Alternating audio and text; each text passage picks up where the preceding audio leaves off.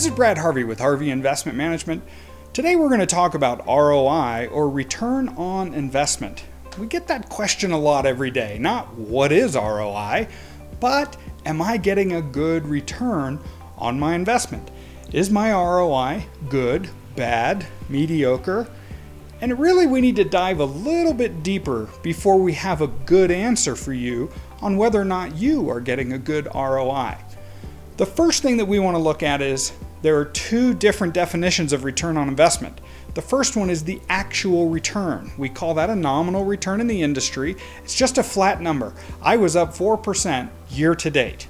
Okay, is that number gross of fees, or is that number net of fees, which is after the deduction of fees?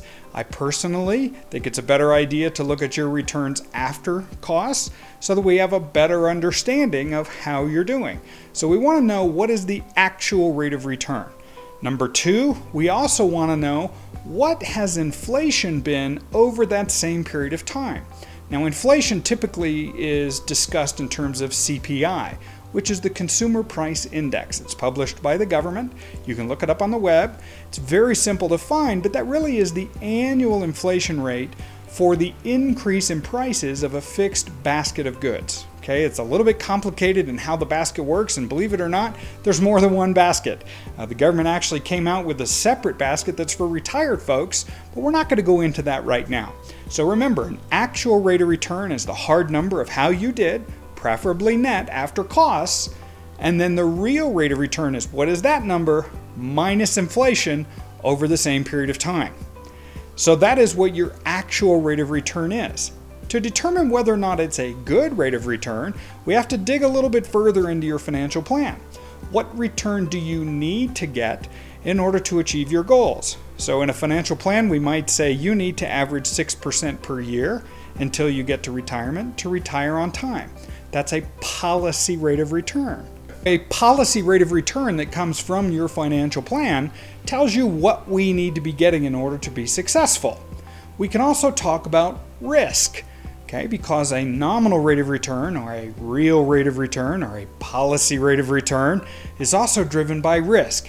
They tell you over time all risk is reduced, which is true, but in general, the more risk you take, the more exposure you have in riskier assets, the higher your expected rate of return.